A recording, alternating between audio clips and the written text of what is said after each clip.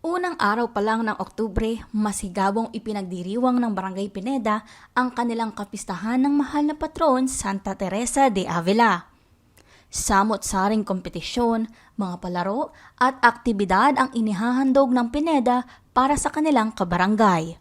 Isa sa mga naging pakulo nito ay ang naganap na variety show nito lamang gabi ng Biyernes, October 13 sa kanilang basketball court. Tuwing darating ang ika-1 ng Oktubre hanggang ika-15 ng Oktubre, nagiging excited at magiging masaya ang mga ating kabarangay dahil ito ay simula ng kapistahan ng ating mahal na patron, Santa Teresa de Avila. Kung inyo pong maaalala nung mga nakaraang linggo ay nagsimula na po ang ating week-long celebration bilang pagunita ng ating kapistahan ng Santa Teresa de Avila. No October 7, nagsimula po tayo ng ating patimpalak na ginanap ang bangkarera ng dilahukan ng 55 grupo na kinabibilangan ng 5 purok, purok 1, purok 2, purok 3, purok 4 at purok 5. At bago nito, naganap din po ang parang Zumba Marathon na isang salute po para sa ating mga men in personnel. At nung ika-8 ng Oktubre ay ginanap din ang kapanapanabik na fun run na dinaluhan ng iba't ibang sektor ng ating barangay, mga kabataan, mga nanay, tatay at mga senior citizen. Last October 11, nagawa ang cooking challenge na kung saan ang iba't ibang sektor na kinabibilangan ng ating barangay ay nagtunggali at naglaban-laban upang ipakita nila ang kahusayan nila sa pagluluto. Binubuo ito ng 12 grupo na may 8 miyembro sa bawat isang grupo.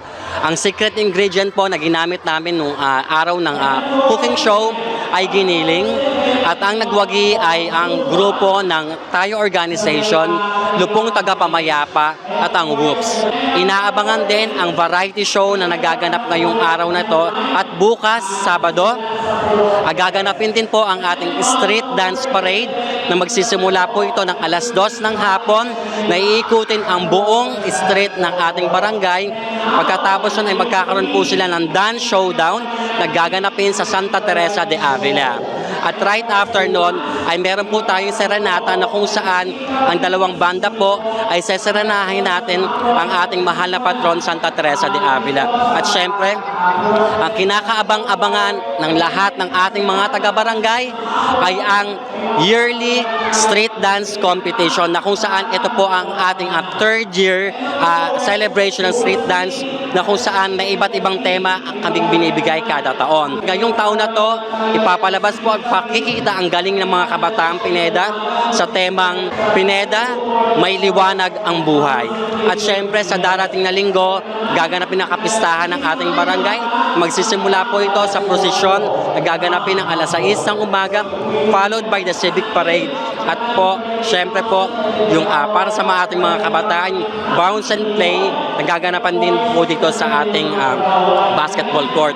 Rest assured po na lahat po ng activities na ating binibigay ng Barangay Pineda Council ay pinaghandaan at talaga pong para sa buong taga-Pineda. Tampok sa variety show na ito ang mga contestants na talagang kakaiba ang kanilang talento.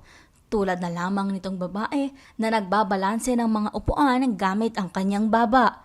At maingat at magaling rin niyang ibinalanse ang kutsilyo sa ibabaw ng platito gamit ang kanyang bibig. At hindi rin nagbahuli at talagang pinaghandaan ng mga kabataan ang kanilang suwabeng dance moves na talagang mapapaindak ka. Hahalakhak at sasakit naman ang tiyan mo sa kakatawa sa mime na ito dahil sa kanyang pag-impersonate ng iba't ibang nauusong linyahan. Liliwanag din ang inyong mga mata sa panonood ng light painting na ito. At mainit namang hinangaan din ang fire dance sa nasabing variety show. Nandito po ako ngayon sa Barangay Pineda, nanonood ng variety show. Taon-taon naman ganito ang mga piyesta, may variety show, katuwan, pageant, ganon. Masaya. Mga kabarangay, happy piyesta sa inyong lahat. Mag-enjoy lang tayo ngayong gabi. Mapabata o matanda, kitang-kita ang pagkaaliw ng mga manonood sa variety show na handog ng Barangay Pineda bilang paggunita sa kanilang kapistahan. Muli, lahat ng taga Pineda, binabati ko po kayo ng Happy Fiesta, naway maging masaya, maligaya at walang away po ang magaganap sa ating kapistahan. Mabuhay tayo, mabuhay Santa Teresa de Avila. Just Ignacio para sa latest ng iNews Pasig.